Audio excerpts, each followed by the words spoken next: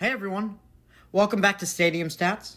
Today we're going to be taking a look at Week 9 of the NFL schedule, looking into each matchup, making predictions, talking about the teams, breaking them down, and then followed by my top 10 power rankings. So without wasting any more time, let's jump right into it.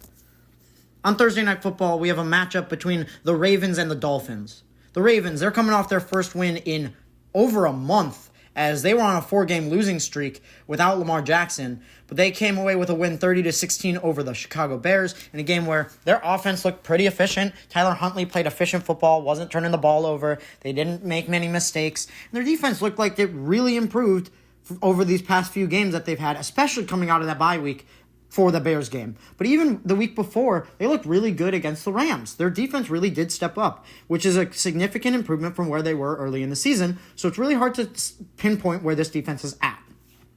The Dolphins, on the other hand, speaking of teams hard to pinpoint, where did that performance come from? They put up 34 on the Falcons, winning 34-10. Not only did their offense look the best it's looked all season, without Tyreek Hill and without Darren Waller, both on IR, missing likely the rest of the season for Darren Waller and for sure the rest of the season for Tyreek Hill, the Dolphins still looked great. They had a great run game between Devon Achane and Ollie Gordon. They had a great pass game. Tua had an eye injury. He woke up with a swollen eye and still had the best performance he's had all year with 4 passing touchdowns. Jalen Waddle really stepped up. Just an all-around great offensive performance. And they were able, yes, it was a backup quarterback, but the backup quarterback is being paid $40 million a year in Kirk Cousins. He should have been able to put up more than 10 points against what was previously the worst secondary and the worst defense in the league.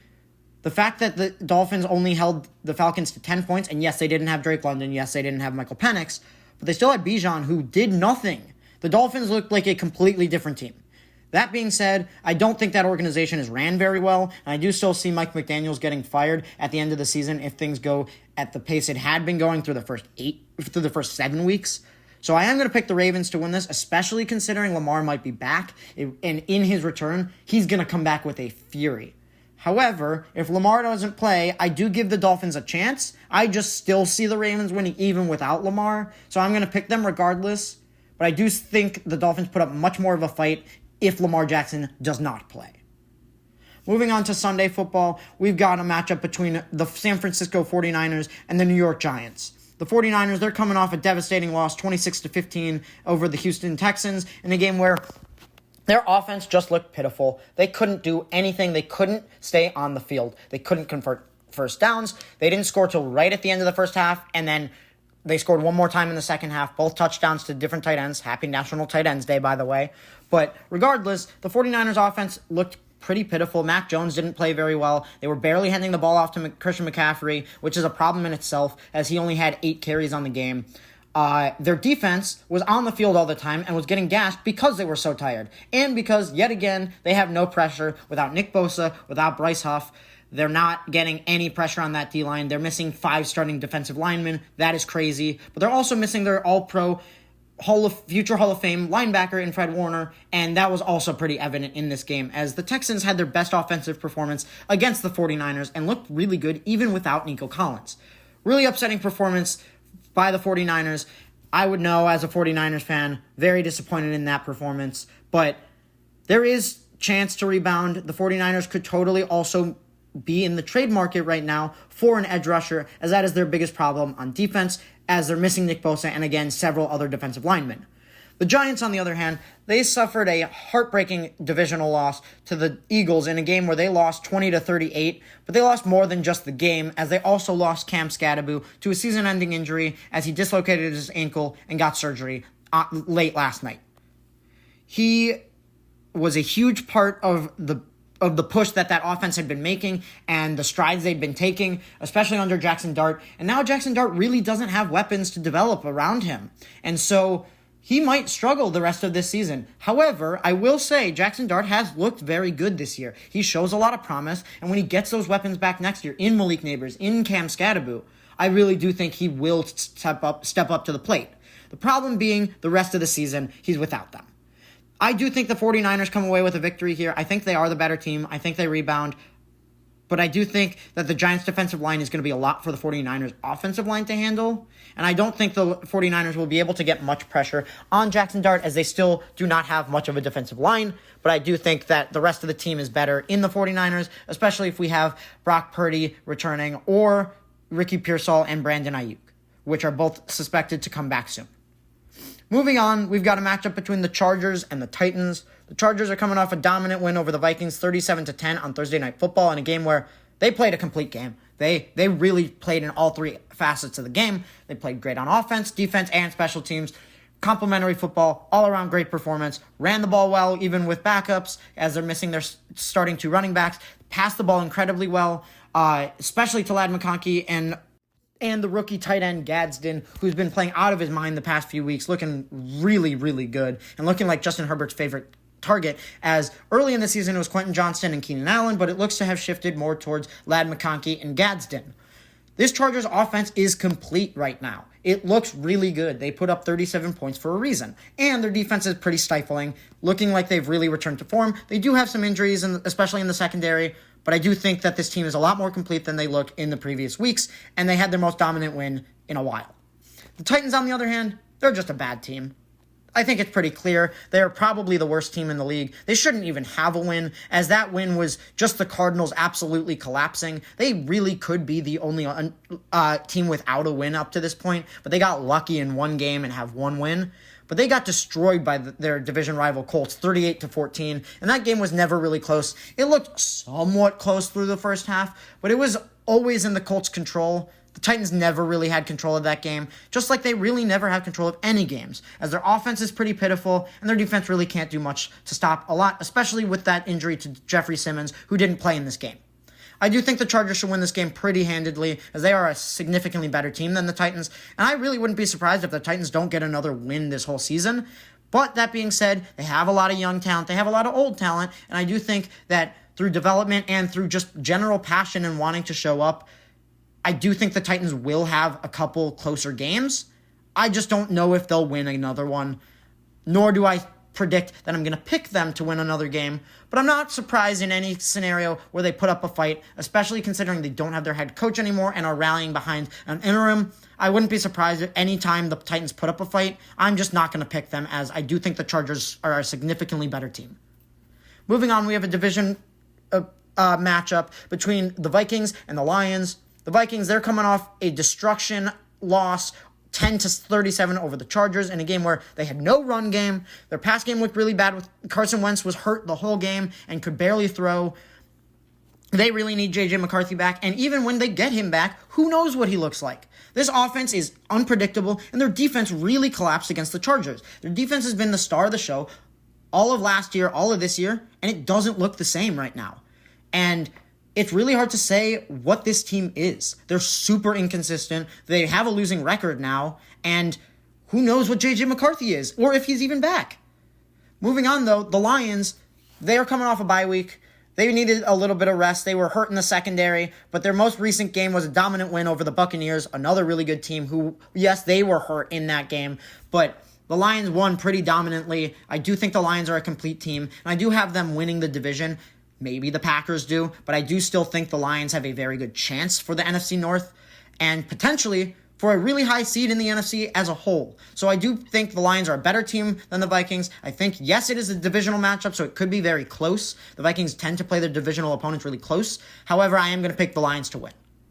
Moving on, we have a matchup between the Falcons and the Patriots. The Falcons got dominated by the Dolphins, 10-34. Kirk Cousins, the backup, couldn't do anything. Michael Penix Jr. with a bone bruise in his knee. He did not end up playing in that game. Drake London didn't play in that game. And so, yes, they were missing a few offensive pieces, but Bijan didn't look good at all. Kirk Cousins did nothing. And that defense, which had shut down the Buffalo Bills, looked horrible against the Dolphins, who ended up destroying them and having their best offensive performance. Really pitiful performance by the Falcons, who looked like the most inconsistent team of the entire year, getting shut out 0-30 by the Falcons in 1 week, and then a few weeks later beating the Buffalo Bills. I don't know what this team is.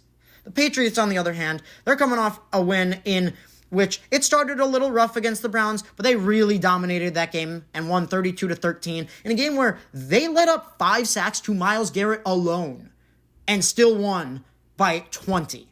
What an impressive performance by Drake Maye. He had a rough beginning, but really bounced back and just played unreal through the rest of that game. And that offense just kept stirring and spinning and playing really well. And it looks like it's really clicking. And Drake Maye is honestly in the MVP conversation. I don't think he's a front runner, but he's in that conversation. He's playing really well. He's playing really good football. They're playing like a consistent team, and they're winning games. They're 6-2. So I am going to pick the Patriots to beat the Falcons. I wouldn't be surprised if the Falcons put up a big fight, especially if Drake London and Michael Penix are coming back. However, the Falcons are too inconsistent right now to pick them over a team that I think is relatively consistent and relatively good. So I am going to go with the Patriots.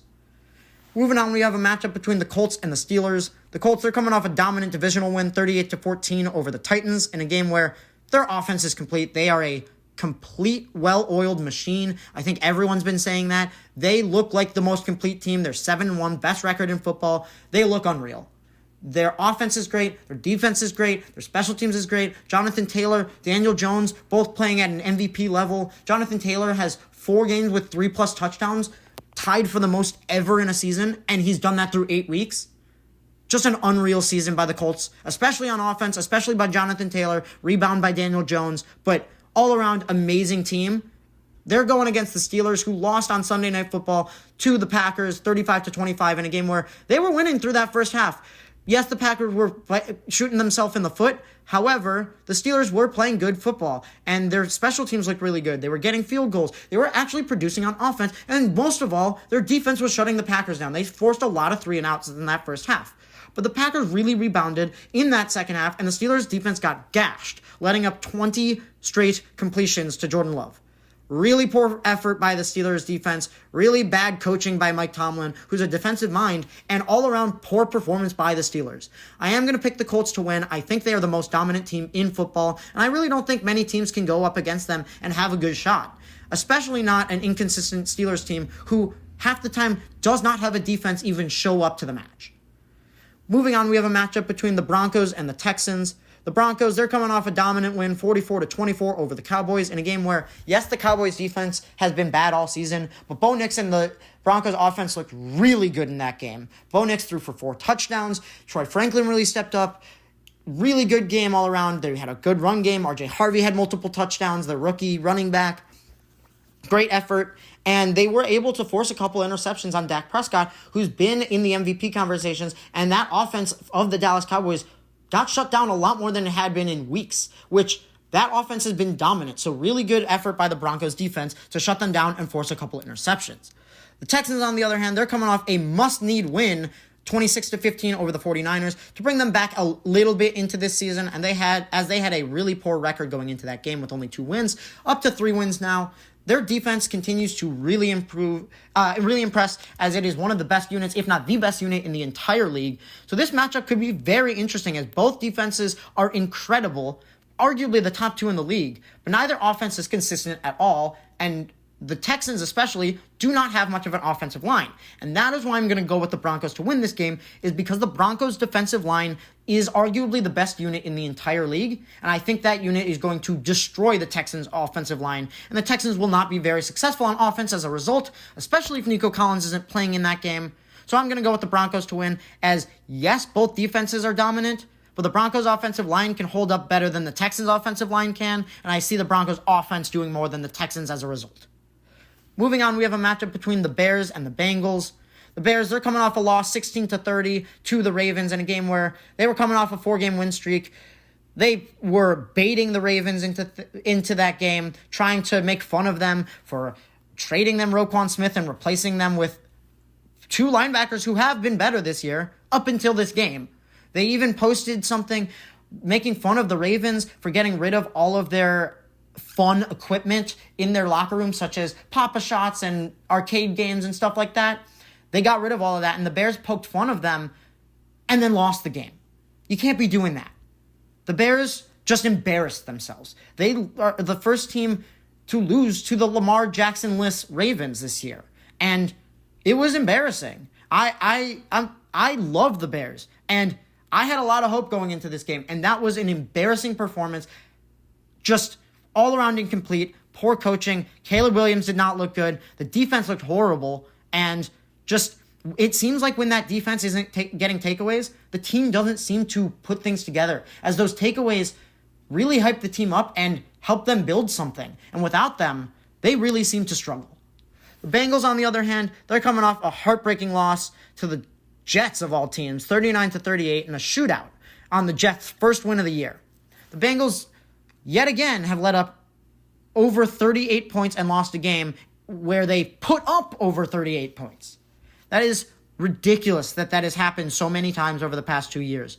Their defense needs improvement now. Their coaching needs improvement now. Their offense looks great, even without Joe Burrow. Joe Flacco was playing out of his mind in that game. Jamar Chase, T. Higgins, Chase Brown, everything about that offense was clicking. But the defense couldn't stop anything. And so therefore, the Jets ended up with a comeback win on their first win of the year. Really embarrassing by the Bengals. And both these teams, the Bears and the Bengals, really need that bounce back. I just see it being more likely from the Bears, especially given the coaching. I see Ben Johnson being more feisty for that win in this week than I do the Joe Flacco-led Bengals, led by Zach Taylor, who is not a very good head coach and has been on the hot seat throughout the year. So I'm going to pick the Bears to win in what I think will be a close matchup, but I really do think the Bears coaching ends up being the difference maker in this one. Moving on, we have a matchup between the Packers and the Panthers. The Panthers, they got destroyed by the Bills 40-9 in a game where, yes, they didn't have Bryce Young and Andy Dalton couldn't do anything, but it was just a pitiful performance. Rico Dowdle played okay, but barely got any carries, and that's because they were down the whole game, so they couldn't really be running. And their pass game didn't look good because Andy Dalton played really bad, and he acknowledged that he did not put anybody in the position to win that game. Really poor performance as well by the Panthers defense, whose defense, especially in the run game, has looked great all year, and they let up over 200 yards to James Cook. Unbelievably laughable performance by that Panthers defense, looking a lot like they did last year as the worst unit in the league, not like they've been looking throughout this season. So that was really surprising to see. The Packers, on the other hand, they're coming off a 35-25 win over the Steelers in a game where, yes, they did start beating themselves at first, but when they stopped beating themselves up, they won the game. And that's what ended up mattering. They were the better team there. Their offense looked great. Jordan Love had 20-plus completions in a row. Tucker Kraft played an outstanding game. It was nice for them to have Christian Watson back. He was a good deep threat. And the ball was being spread around to a ton of different guys. The run game looked efficient even without Josh Jacobs, although it did struggle at points. And their defense really stepped up in that second half. So I do think the Packers will beat the Panthers. I don't think this will be that hard of a game for the Packers, especially if Andy Dalton's starting for the Panthers again. I don't have a lot of faith in him. However, I do think the Panthers are a feisty team. I'm not going to be surprised if they put up a fight, but the Packers are the better team here and should come away with the victory.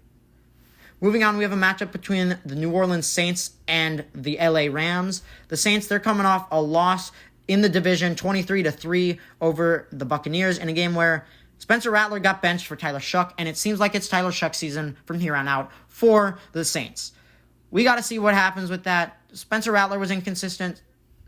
Tyler Shough, as a second-round pick, doesn't provide a lot of hope for that fan base, but it's yet to be seen what he can do, and it's exciting. So it's a new opportunity. Let's see what he's got. Let's see if the offense around him can even support him, as there's been some injuries, but Chris Olave, Rashid Shaheed are both good weapons. Alvin Kamara is a good weapon. The problem has just been keeping all three of those guys on the field to keep supporting their developing quarterback. And if they can do that, I hope to see improvement from from Tyler Shough.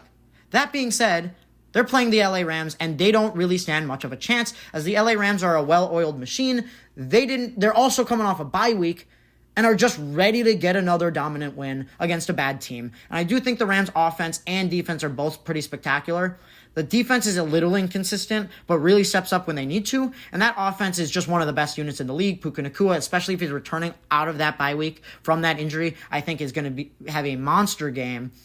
Devontae Adams really stepped up well in Puka's absence. And the run game looks great. And Matthew Stafford's playing at an MVP level. I think this is an easy pick. I'm going to go with the Rams to win. So Saints lose, but let's see what they have in Tyler Shough in his first ever start. Moving on, we have a matchup between the Jacksonville Jaguars and the Las Vegas Raiders. The Raiders got got a bye this week. They really needed it after the destruction that was the week before at the hands of the Chiefs, where they got shut out. The Raiders are a bad team, though, and their offense doesn't look good. Geno Smith is one of the worst quarterbacks in the league right now. He has the most interceptions. He's just playing bad. They can't get a run game going as their offensive line is not looking good at all. Brock Bowers has missed a lot of time. Jacoby Myers has missed time and wants a trade. They don't have anything on offense, and their defense is not picking up the slack as they have a lot of old veterans who just aren't living up to what they need to do. The Jaguars, on the other hand, they are coming off a bye as well, which was much needed after the destruction they faced at the hands of the Rams abroad just 1 week prior. They let up 5 touchdowns and only put up 1 touchdown on the Rams, losing 35-7, and really needed that bye week to get things sorted, as Liam Cohen spoke to that team with a ton of passion about how poor that performance was and how he did not set up the team for success. And I like to see that out of a first-year head coach who's passionate and takes the blame for himself. That was a really mature move by him. Shows a lot of really good growth for that coaching staff and for that team. And the team's likely to rally around him. And I do think that coming out of the bye, they will have prepared really well, especially considering they're playing a not great Raiders team. So I am going to go with the Jaguars to get a bounce back win. I do think they're a significantly better team than the Raiders and have a higher ceiling. I don't think the Jaguars always live up to their hype, and they're not consistent. But they have such a high ceiling, and if their receivers can stop dropping balls, and if their defense can get back to the ways of forcing turnovers like they were through the early parts of the season, I really think this Jaguars team can get back on track. Moving on, we have a matchup between the Kansas City Chiefs and the Buffalo Bills, which is just a classic matchup. We've seen this year after year in the regular season, in the postseason, and it seems like the Bills typically have the Chiefs' name in the regular season, while the Chiefs have the Bills' name in the postseason. The Chiefs right now, they're coming off a win on Monday Night Football over the Commanders in a game where they played really well. They played a complete game when the Commanders really did not. The Commanders looked really poor in that second half, didn't really score much, and the Chiefs ended up coming away with a pretty dominant victory. Patrick Mahomes continues to play really well. Rashee Rice in his return looks unreal and has made such a difference to that offense. They still don't really have much of a run game, but Travis Kelce looks like he's turning back the clock a little bit as he has his really high moments. He did play pretty well in that game against the Commanders, and their defense really looks to have been improving game to game throughout the season. The Bills, on the other hand, they're coming off a major win over the Panthers, 40-9, in a game where they dominated. Josh Allen didn't even have to do much. The receivers didn't have to do much. It was all James Cook in that defense, as the defense really stepped up. They've been playing really poorly, and yes, they were playing a backup quarterback in Andy Dalton, which did make their job a lot easier. However, they only let up 9 points. They played really efficiently, and they were getting their defense off the field to put their offense back on the field relatively frequently, and that offense was scoring at an unreal pace, especially with James Cook having over 200 rushing yards and 2 rushing touchdowns. The Bills looked like a much more complete team in that game than they had in the previous few weeks, and the Chiefs have been looking more and more complete week after week. I do think this will be a very good game. I am going to pick the Chiefs to win in what I think will be a close game, and a game that I really am not going to rule either team out of, especially considering how close these matchups typically are and how good the Buffalo Bills have been when they are playing well. I am just too scared to pick against the Chiefs with the rate they're going, the rate they're improving on both offense and defense, and the complete brand of football they're playing. So I am going to pick the Chiefs. I think they're rebounding really hard from the beginning of the season when they were struggling, and I think that rebound continues as they beat their opponent in the Buffalo Bills. Moving on to Sunday Night Football, we have a matchup between the Seattle Seahawks and the Washington Commanders. As I just said, the Commanders got destroyed by the Chiefs on Monday Night Football in what was unfortunately a 3-score game for them. They really did not look very good without Jaden Daniels. They did have the return of Terry McLaurin and Deebo Samuel, but Deebo Samuel played really poorly, leading to an early game interception as well when a ball bounced off his hands on a screenplay, which really just changed the tone of that game as they were driving early, were going to get the first score, and then that interception unfortunately really changed the tide of the game. And then they never really rebounded in the second half, as they were down one score going into half and never really scored in the second half. They did not play very complete. They were looking really bad on both offense and defense in the second half, and just all around poor performance. Marcus Mariota, unfortunately, was not the guy. He threw 2 interceptions. One of them was not his fault. As I said, it was Debo's fault. However, he did not play very well, especially in that second half, and was not very convincing that he can lead this team to a win against a good team. And speaking of good teams, the Seattle Seahawks, who are coming off a bye, are a very good team, especially their defense. Their defense has been dominant all season, and I really think it'll be too much for the Commanders, especially without Jaden Daniels, to handle. And I really do think the Seahawks should get a relatively easy win on Sunday Night Football. I do think the Commanders have the chance to put up a fight, as their run game can be very effective, but I don't think the rest of that team is very complete with Jaden Daniels hurt. And therefore, I don't know if this will even be a close game, not to mention a game that the Commanders could even be in. So I am going to pick the Seattle Seahawks to win. And finally, on Monday Night Football, we have a matchup between the Arizona Cardinals and the Dallas Cowboys. The Cowboys, they're coming off a loss in a game where they looked pretty bad against the Broncos, losing 24-44. Their defense continues to play horribly throughout the season. Letting up 44 points to the Broncos is really pathetic, as the Broncos' offense has been inconsistent all season, and the Cowboys' defense has been really bad all season. Their offense did play pretty well, as they have in most games. However, Dak did throw a couple interceptions, which was not very great. The run game did look pretty decent, as Javonte Williams continues to go on a scoring streak. He's just been a really, really underrated signing for them on offense, and makes that team a whole lot more complete, as they have a run game. But the Cowboys are very inconsistent because of their defense being as bad as it is. The Cardinals are even more inconsistent, as they just are not a good team. They find ways to lose games. They are in every game and don't figure out ways to win, but instead figure out a way to lose. It is often due to their coaching, but I mean, it can't be understated just how hard it is to have lost all the games they've lost this year, most of which being one score, and one of which being one of the most improbable losses of all time to the Tennessee Titans. I do think the Cardinals are a bad team, and I'm not saying the Cowboys are a good team, but I think the Cowboys will find more easily a way to win this game than the Cardinals will be able to, as I think the Cardinals' coaching is going to be too much for them to overcome, and therefore I'm going to pick the Cowboys' offense, especially to dominate in this game and to really put up a lot of points, and be too much for that Cardinals' defense to handle, and therefore the Cowboys should come away with a victory. Moving on to my top 10 power rankings. In number 10, I've got the Eagles. Yes, they have had some very low moments this season. They've played inconsistent football. Their offense hasn't always shown up, but these past few weeks it really has. They've looked really good, and yes, they did get bailed out by the refs in that Giants game, but they likely would have won that game anyways. It didn't really seemingly alter the course of the game. It just made a few plays very different, and the score looked different. However, the Eagles are a very complete team when they want to be, and they were able to be complete against the Giants, even without their number one wide receiver in A.J. Brown. The run game really got going with Saquon Barkley for the first time all season, really. And their pass game looked pretty good, even without A.J. Brown. Their defense continues to be pretty stifling. Yes, they did have a pretty low effort performance against the Giants, as they really didn't need to do that much against the lack of weapons the Giants had, and they still let up 20 points. But I do think this defense, when it finds its stride, will be able to play really good complementary football to that offense that can be complete when it wants to be. Moving on to number 9, I've got the Chargers.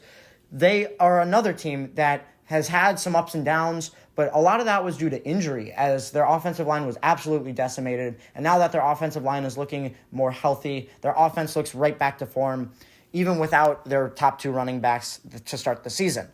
They look really complete on both offense and defense. Their defense has been way more stifling than it was in weeks past, and their offense looked a lot more complete with that offensive line back in place. Justin Herbert played great. The run game looked great. The receivers are looking great. They have really good receiving options, 3 receivers and a tight end, all of which have been Justin Herbert's favorite targets in respective weeks. So they've got options on offense. They have plenty of talent on defense. Pretty all-around complete team. Moving on to 8, I've got the Patriots. They're playing really good brand of football. Drake May is playing at an MVP level. top 5 in passing yards, passing touchdowns, passer rating, and completion percentage.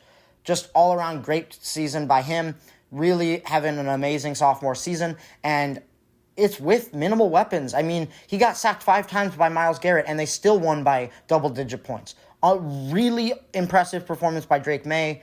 And realistically, they have some weapons around him now on offense. They have a better offensive line, although it did get beat a lot by Myles Garrett. And they have some weapons in Stephon Diggs, Kayshon Boutte, and a few other guys on that offense. But they really don't have the most effective offense or defense, and they're finding ways to win games due to coaching.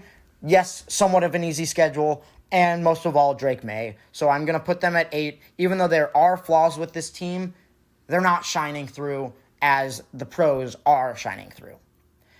At 7, I've got the Rams. They play inconsistently this year, but they're getting Puka Nacua back. The run game has been a little inconsistent, but Kyren Williams is still a really good running back. Matthew Stafford's playing at an MVP level. Puka Nacua is playing at an Offensive Player of the Year level. The problem has mainly just been inconsistencies with this team. They did lose a few weeks ago to the backup-led 49ers, and that was not a good sign for them. However, they are winning most games that they should be, and I do think that this Rams team is one that nobody's going to want to face in the postseason. They have a lot of weapons, they have a lot of talent, and I just do not think that this Rams team is going anywhere. I do think that they are really one to be reckoned with, and really a team that nobody's going to want to face later in the season. So I am going to put them in at 7. They do need to prove a little bit more to keep moving up, but I do think they are one of the most complete teams when they want to be. At 6, I've got the Broncos. They play less complete than the Rams, but they've had such good performances and such impressive comebacks that I did have to put them higher, as they're showing they can win in any way. They won with a 33-point fourth-quarter comeback against the Giants last week. They had a comeback against the Eagles a few weeks ago, and now they have a dominant win against the Cowboys, showing they can win in a dominant fashion too.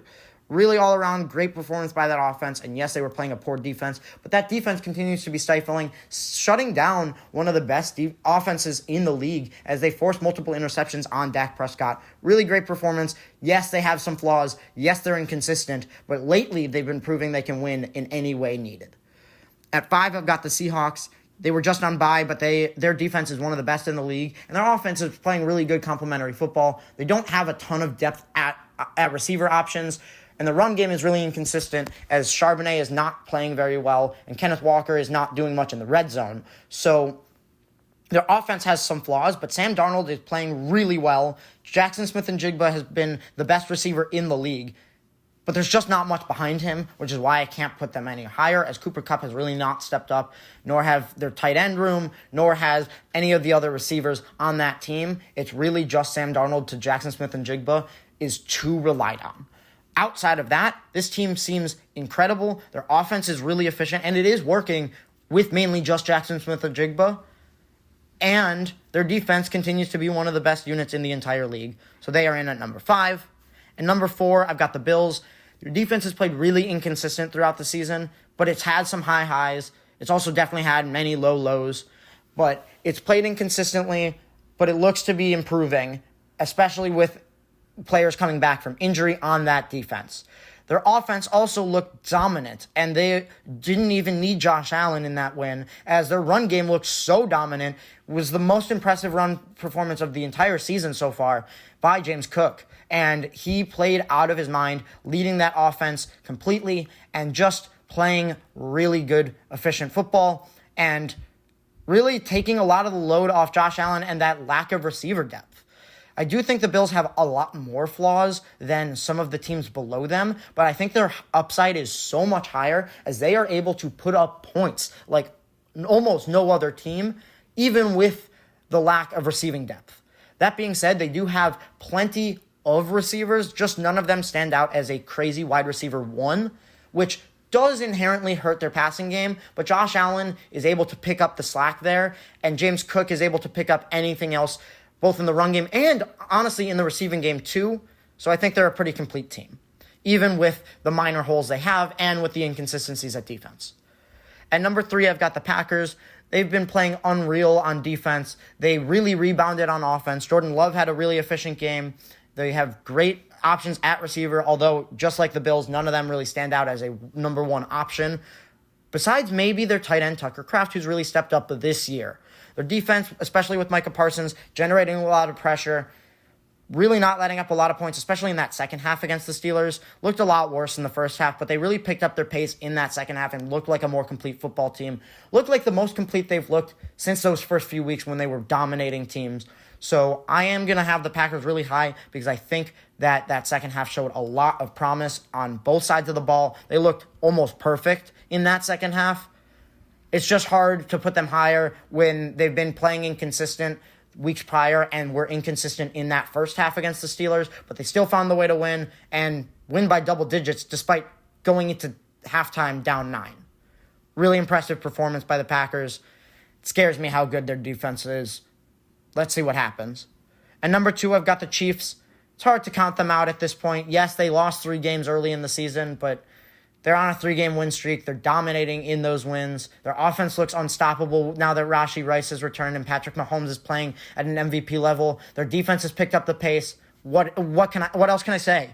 It's the Chiefs. You can't ever count them out. They have great coaching. They have the best quarterback in the league. They have everything you could possibly need to win a Super Bowl.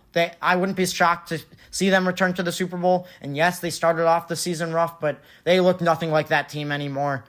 The Chiefs are a scary team once again. And then at number 1, I've got the Colts. They look like a well-oiled machine, as I've said already. Their offense looks like the best in the entire league. Jonathan Taylor playing at an MVP level. Daniel Jones playing at an MVP level. Their defense really stepping up. What have they not been able to do? They're blowing teams out. They have the highest margin of victory. They have the highest points per game. They just can't be stopped. No team has been able to do much against them. And their only loss was in a game where they beat themselves. So I still think the Colts are the best team. You put them head-to-head with the Chiefs, I could see either team winning, but I don't really count the Colts out of any game against any other team in the entire league. So they come in at number 1. Thank you guys so much for tuning in and listening. Don't forget to like, comment, and subscribe, and follow me on my socials on YouTube, Apple Podcasts, and Spotify. I will be creating a social media page on Instagram, X/Twitter, and TikTok, uploading short clips for the remainder of the season to try to build some hype around these podcasts, as I believe that short-form content is the future, and so therefore I am going to try to provide some more short-form content for you guys. Let me know what you guys think of said short-form content, and follow me on Instagram, X/Twitter, and TikTok on my social media page for Stadium Stats. Likely will be on Facebook as well. And so therefore you should go follow me on all my socials. Keep up to date. Watch my short clips. And once again, I will still be posting on YouTube, Apple Podcasts, and Spotify as well. So please let me know what you guys think of this new approach. I'm really excited to get into it. And I'll tune in with you guys next time. Have a good one. Peace.